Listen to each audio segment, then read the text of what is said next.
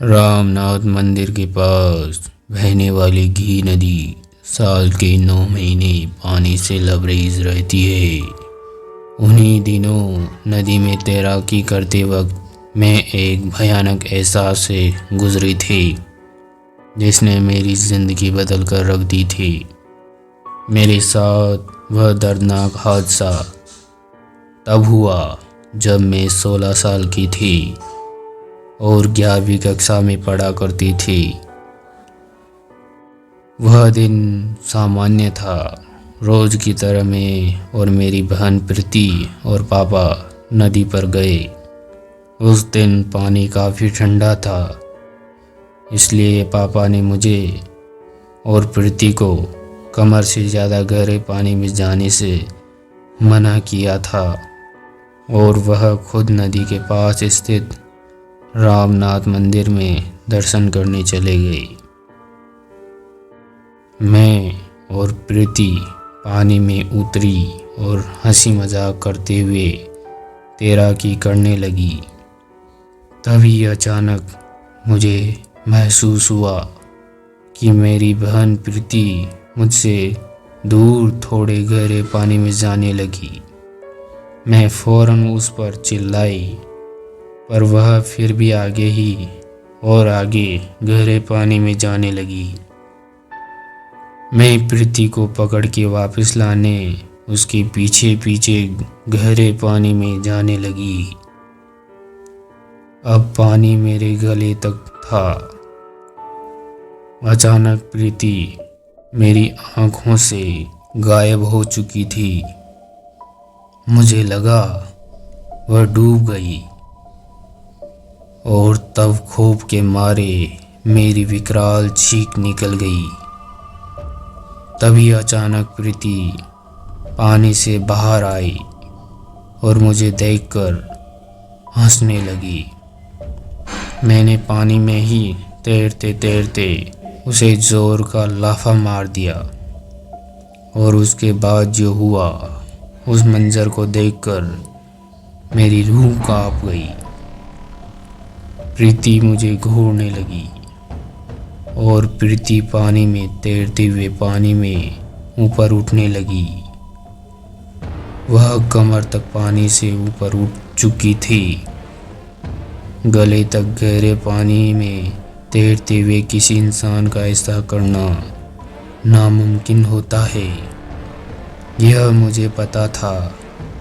फौरन मैं समझ गई कि मेरी जान आफत में है। तभी यकायक मेरी नज़र नदी किनारे पड़ी। मैंने देखा कि नदी किनारे मेरे पिता और मेरी बहन प्रीति खड़े हैं और मेरी ओर देख रहे, चिल्ला रहे हैं। अब मैं उस पानी में ऊपर उठे हुए भूत की ओर देख भी नहीं पाई, क्योंकि मुझे पता चल गया था कि उसने मेरी छोटी बहन का रूप लेकर मुझे गहरे पानी में लाने का जाल बिछाया था। मैं एक गहरी सांस भर के जोर लगाते हुए डरते कांपते किनारे की ओर तैरने लगी, पर वह जालिम भूतनी कहाँ मुझे इतनी जल्दी छोड़ने वाली थी। उसने अपना असली रूप दिखाया और घूमकर मेरे सामने आ खड़ी हुई। उसके मुंह से मांस लटक रहा था। दांत उसके काले और नुकीले थे और उसके बालों में कीड़े लगे थे। आंखें खून भरी लाल थी और वह भूतनी मुझे ऐसे देख रही थी जैसे वह मुझे खा ही जाएगी। मेरे हाथ पैर उसे देखकर डर के मारे जमने लगे थे। फिर भी मैंने उस भूतनी के पास से घुमाव लेकर तैरकर किनारे की ओर भागने की कोशिश की, पर उसने पानी में जाकर मेरा एक पैर पकड़ लिया। उसकी पकड़ आज भी मुझे याद है, जैसे किसी गर्म लोहे की जंजीर ने जकड़ रखा हो। जैसे ही उसने मेरा पैर पकड़ा, मेरी हिम्मत जवाब दे गई और मैंने पानी में तैरना छोड़ दिया।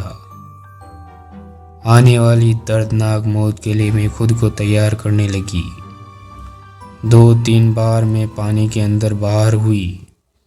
तभी अचानक मेरे हाथ को किसी ने कसकर पकड़ा और वह पवन की रफ्तार से खींचकर मुझे किनारे की ओर बहाने लगा। उसी वक्त तुरंत ही मेरे पैर की पकड़ भी छूट गई। मुझे जब होश आया तो मैं नदी किनारे पड़ी थी और मेरे पापा और प्रीति पास बैठकर मुझे होश में लाने की कोशिश कर रहे थे। प्रीति ने कहा कि वह कभी गहरे पानी की ओर गई ही नहीं थी। मेरे पापा ने कहा कि उसे पानी में कोई भूतनी मेरे सामने खड़ी दिखी ही नहीं। पापा ने कहा कि गहरे पानी से नदी की ओर मैं खुद बहकर आई। उन्होंने मुझे ना तो खुद बचाया था, ना ही किसी और को मुझे नदी किनारे वापस खींचते हुए देखा।